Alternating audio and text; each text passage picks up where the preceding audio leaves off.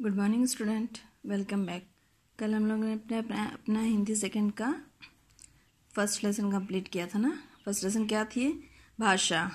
तो भाषा का मैंने अच्छी तरह से आप लोगों को समझा भी दिया था और आप लोगों को होमवर्क देते कि अच्छे से रीड कर लीजिएगा। सब लोगों ने रीड कर लिया होगा। गुड। तो अब हम लोग आज अपना हिंदी सेकंड का क्वेश्चन आंसर का देखेंगे। क्या है क्वेश्चन आंसर? देखिए, निम्न प्रश्नों के उत्तर लिखिए। फर्स्ट क्वेश्चन क्या है? भाषा किसे कहते हैं? हमारे लेसन का नाम भी यही है ना। लेसन का नाम क्या है? भाषा। तो पहला क्वेश्चन क्या है? भाषा किसे कहते हैं। तो आंसर देखिए, आंसर क्या है? विचारों के आदान प्रदान के साधन को भाषा कहते हैं। क्या है फर्स्ट आंसर? विचारों के आदान प्रदान के साधन को भाषा कहते हैं। सेकंड, मौखिक भाषा किसे कहते हैं? क्या है? मौखिक भाषा किसे कहते हैं? तो क्या आंसर है? अपने विचारों को बोलकर प्रकट करना मौखिक भाषा कहलाती है। क्या है? अपने विचारों को बोलकर प्रकट करना मौखिक भाषा कहलाती है। सेकंड क्या है? लिखित भाषा किसे कहते हैं? क्या है? लिखित भाषा किसे कहते हैं? मतलब लिखने वाली भाषा क्या होती है? लिखित भाषा किसे कहते हैं? अपने विचारों को लिखकर प्रकट करना लिखित भाषा कहलाती है।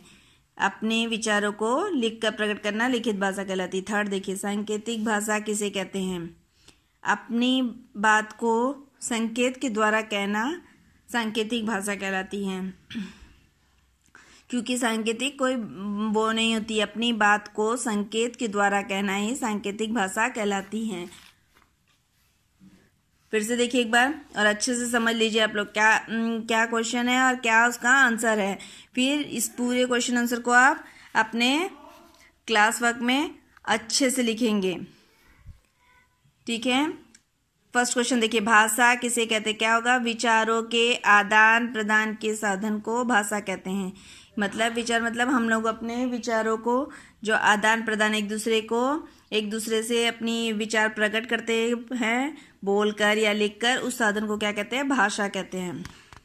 दूसरा क्या है? मौखिक भाषा किसे कहते हैं? तो क्या आएगा? अपने विचारों को बोलकर प्रकट करना मौखिक भाषा कहलाती है। क्या है? अपने विचारों को बोलकर प्रकट करना मौखिक भाषा कहलाती है।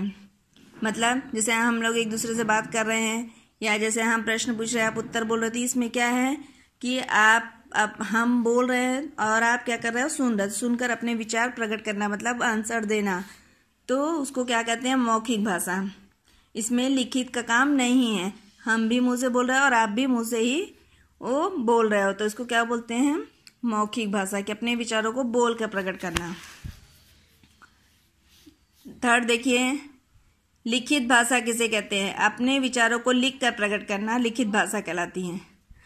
अपने विचारों को लिख कर प्रकट करना लिखित भाषा। मतलब जैसे अगर हम लोगों से कोई दूर है, हम उनको अपना विचार पत्र द्वारा भेजते हैं।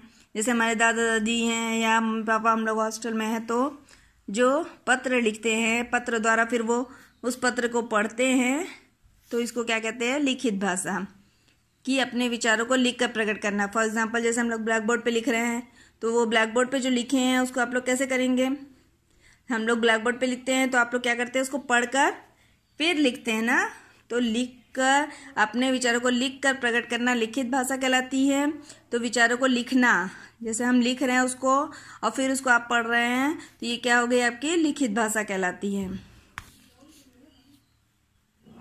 फोर्थ वन क्या है? सांकेतिक भाषा किसे कहते हैं? सांकेतिक भाषा में क्या है? अपनी बात को संकेत के द्वारा करना। इसमें ना लिखित का उपयोग करना है ना मौखिक का उपयोग करना है। तो किस बात का उपयोग करना है? अपनी बात को संकेत के द्वारा। जैसे आपको इशारे में कोई बात कही जाए, जैसे हम लोग मुंह पे उंगली रख के कह देते शांत रहिए, तो ये आप लोग समझ जाते हैं कि मैम क्या कह रही हैं। उसी तरह से जैसे ट्रैफिक पुलिस है, वो कैसे इशारे से कहता है गाड़ी जाइए रुकने के लिए और गाड़ी को जाने के लिए, तो वो भी क्या है? सांकेतिक भाषा है। गार्ड को देखो आप लोग, ट्रेन पे कैसे हरी झंडी और लाल झंडी दिखाते हैं, तो वो भी इशारे से किया। हरी झंडी किस लिए दिखाते हैं? हरी झंडी गाड़ी ट्रेन चलने के लिए और लाल झंडी ट्रेन को रुकने के लिए। तो वो क्या होता है? सांकेतिक भाषा।